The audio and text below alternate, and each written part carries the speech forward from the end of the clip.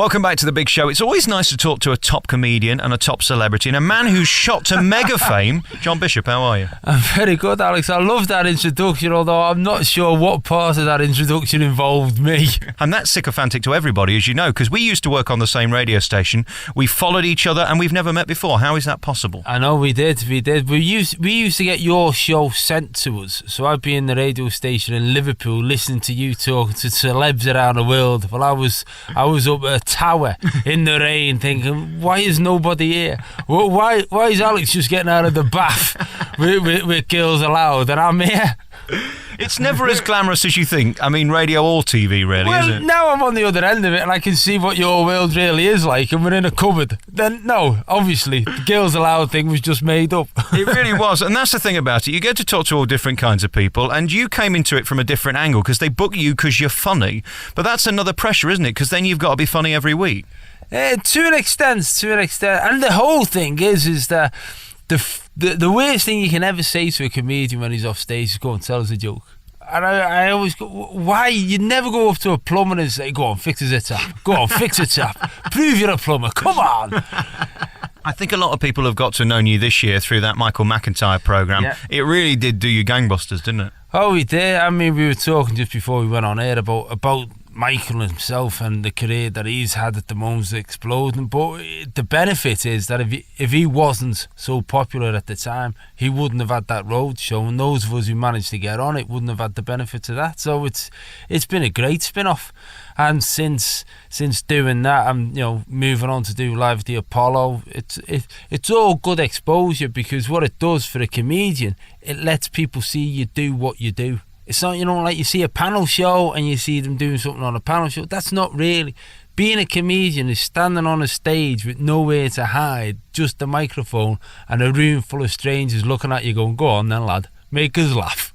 You see, and I love that about you and your confidence as well. I mean, I noticed with the road show, they tried to floor you. Somebody was trying to be a clever dick and screamed out, and you were right back in there. That's not very cool now, is it? Because it seems like they have a script these days, comedians, and they read it out to you and then you go home. Well, that's the difference, I think, between the live situation and, as I say, the formatted one of a panel show or something like that. And they're all good in their own right, but, a panel show's always edited to come up with that material. So I went on 8 out of 10 Cats, and we were in the room for 2.25 hours, and the programme itself was 24 minutes.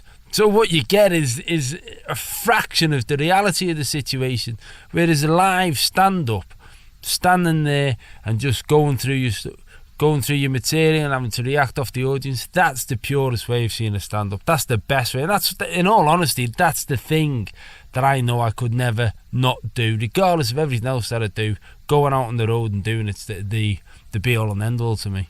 However, when you do TV and that material's out there on BBC One primetime, you can't really use it again. So you're kind of your own worst enemy there, aren't you? To an extent, but when you get asked to do it, I mean, like the Michael McIntyre thing, if you take that as the best advert I've ever had, and what happened was I got heckled half the way through, and I just thought, well, they're not going to use any of this. So I just told some other stories and moved on and forgot all about it.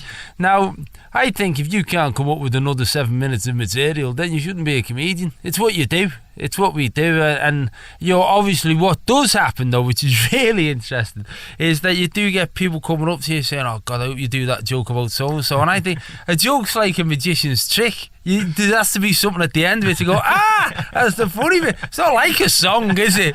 You go to a U2 concert and they'll be there and Bono will be singing and you sing along with them. I never want people joining in on a joke going, hey, go on, there it is, and the punchline is, hey! Imagine that, pointing your microphone at the audience, go on, you do the punchline, I'll just dance. I'm surprised Peter Kay's not thought of doing that, bringing out a CD of his greatest hits. Probably, yeah, that may well be the next thing. Yeah, garlic bread, come on, garlic! Does it ever get normal when other comedians that you've been watching for years suddenly know who you are? It's really strange. It's really strange, but it's not so much that because comedy's not my thing really. I wasn't really interested in comedy before I did it, so I've never necessarily been fazed by meeting comedians. But the biggest thing that struck me was a few weeks ago. I got a text, and this is my big celeb moment. This is the thing. I was in the pub with me missus, and not into all this celeb thing, but I got a text, and it was one of those moments where I thought, God, my life's changed. I got a text off Jamie Carragher.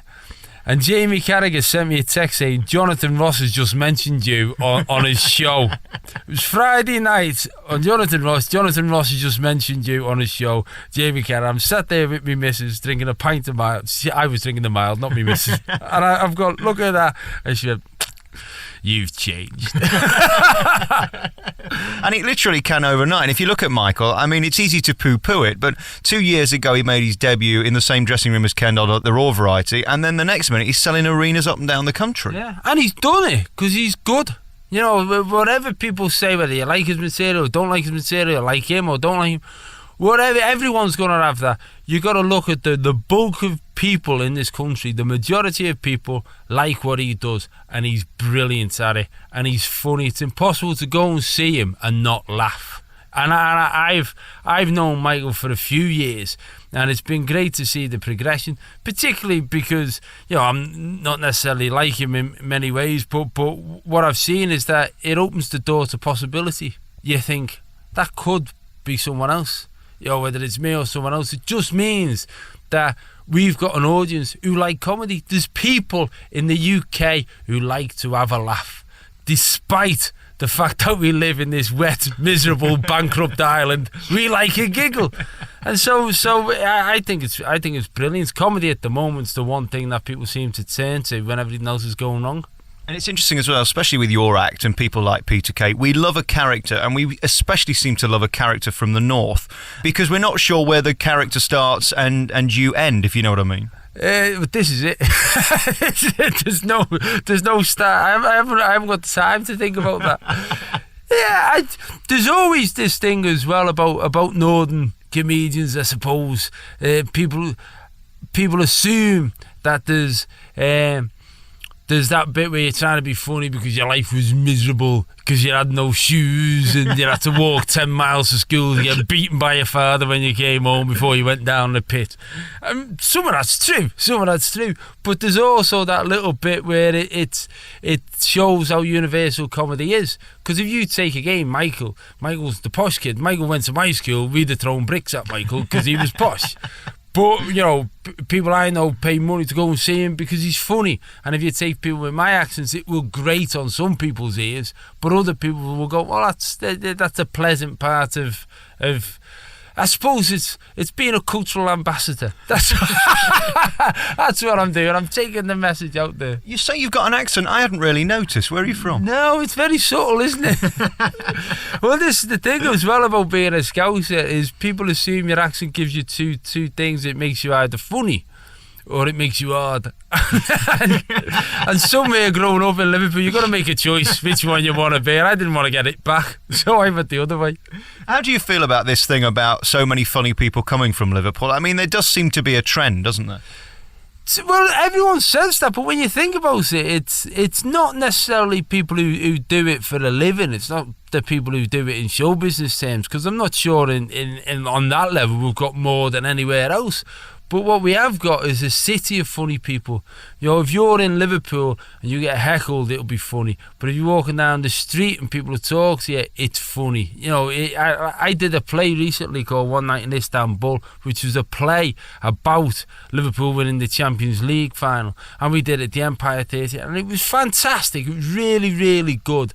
But it's probably the only play in history where people heckled all the way through the play.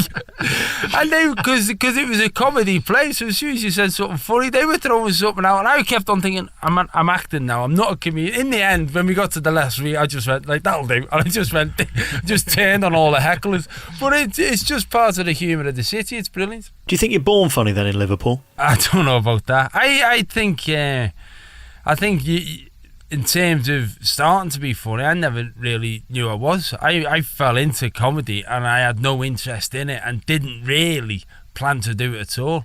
It's just that I'd split up with my wife and I was miserable. And I ended up in a comedy club one night and ended up on the stage, and I just started talking about splitting up with my wife and being miserable. And because people in the UK enjoy someone else being miserable. I just kept on getting booked. That's honest to God what happened. So you saw this as a counselling session. They saw it as comedy. Yeah. People would come in. You could see them going, "Here, come and see this fella. He's getting divorced. Honestly, sits here. He'll be crying in a minute. Look. Here it comes. Look. Hey! Wait till he starts talking about his kids. It's great."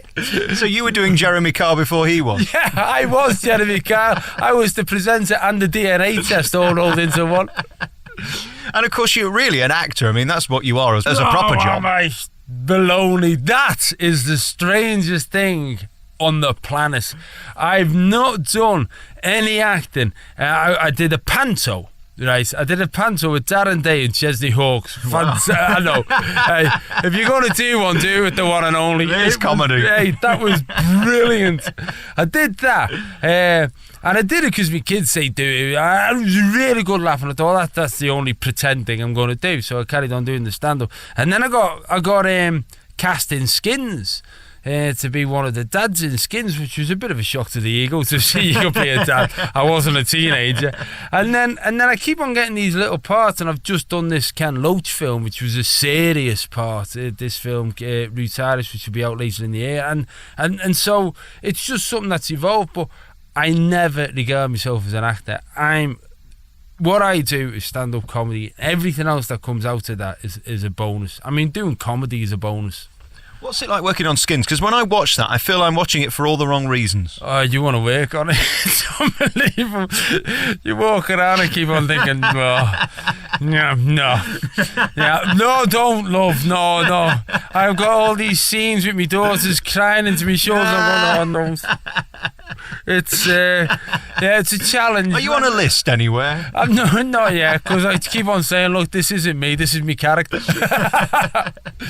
It's a great show, though, isn't it? Oh, I tell you what, it's brilliant, and the way it looks, and because I got casting, and I hadn't seen it. I might have seen one episode in one of the first series, but I got teenage kids now, and they watch it, and so I got the box set, of the series that I was in. And I thought, this is brilliant. So this next series that's out, because my character's got more in it, and I'm really looking forward to it. It's what's good about it as well, it's got such a cult status. There's a whole body of people who watch it, and those are the people who also go to comedy, so there's a bit of a relationship there. And it's nice to be part of something that you look at and go, you know what, that's just good. It's well written, it's well made, and the acting in it from all the other people is fantastic. It's difficult. I was taking my son round the sixth form college the other day for him to go to next year. It was just like a big giant episode of Skins, and I'm thinking, I hope you lot aren't doing anything that we're supposed to be pretending to be doing. It's bizarre. When Daddy's on the TV, I'm sure that's exciting, but I mean, are you a bit embarrassing because you're the man trying to make everybody laugh? I'm just embarrassing. I think it's that thing, isn't it? I don't think, no matter what you do as a dad, you'll never impress your kids. That's it. I think probably Buzz Aldrin is the same thing. I think I think that's it. Once, even if you've gone to space, you're still your dad. So if they are impressed, they'll never tell me. Well, congratulations on being you. Put in John Bishop on YouTube and look for those clips on Michael McIntyre, because they're beautifully shot and it's you at your best, really. You've got a great crowd, because a comedian doesn't necessarily work if the audience aren't behind you. Or not there. It's very, very difficult. I mean, often, to be honest, that's the biggest question you get, is that people think, what's it like being a comedian when you're walking on with the crowd hostile? But when people have invested to buy a ticket to go to a comedy show, they want to laugh. It's very rare that you get it where they don't. But the other question as well is size. Once you get into a bigger venue, it's a lot more challenging. But having said that, I mean, I've done a gig to 4 people for an hour, so I'd much rather do 3,500. Are you the kind of person that will go home and shout through the letterbox if they don't laugh? Yeah, like Ken Dodwell there. No, if you don't laugh, you know what? If you don't laugh, I'm not bothered. I enjoy what I'm doing that much. I just think, look, some things are going to work for some aren't going to work for others. Yeah, that's it. It's not that important. We're just here to have a giggle. What about people like Ken Dodd? I mean, you mentioned him there. He's probably the most famous Liverpool comedian ever. I mean, do you kind of dock your cap at him and think, wow, I mean, you're the king of comedy? Absolutely. And also, I've met Ken a few times, and I actually saw him, it was about 6 months ago, something like that, and he was doing a show at the London Palladium. And I got invited backstage to sort of see him again in the bar, and it was January, the credit crunch has officially become a word. And I saw him in the bar, and he said, "Hi John, how are you?" And the first thing he said to me, he said, "Credit crunch, you got any jokes on that?" And I thought, God, Daddy, you're 80. When are you just going to stop? I mean, to be there and say, look, I want some more jokes about this new thing, I thought it was fantastic. John Bishop's the new big comedian, and you're going to be huge. You're touring all over. What's your website? The website is johnbishoponline.com. Couldn't you afford johnbishop.com? No, someone else has got that. Someone's got johnbishop.com and all the .UKs and all the rest. Who could be more important than you, though, to get the website? Well, it's interesting because on Google now, I'm number one on Google. But there was a time, Alex, where there was an estate agent on the south coast who's higher up, and there's a grave, this honest to God true, and there's a grave robber whose website was higher than mine. An actual grave robber who's got a history of him is another John Bishop. So I had to get a beyond an estate agency we hate and someone who robs dead people. JohnBishopOnline.com is a place to find out all dates. You're going everywhere. It's relentless, your tour, isn't it? It is. I'll tell you why, because we started off thinking we booked 50 dates and they sold out, and so we've just added more dates, going back to places, bigger venues, and it's a joy to do. If I can keep going out on the road, I'll do it, and my wife likes it as well. There's no greater thrill finding a new comedian who's funny, because they're not all funny, and you're a real character and personality on stage, and you're completely at home. That's so nice to see. John Bishop, thanks for talking to me. Oh, thanks, Alex. Thank you. Well, I am at home because we're in our house.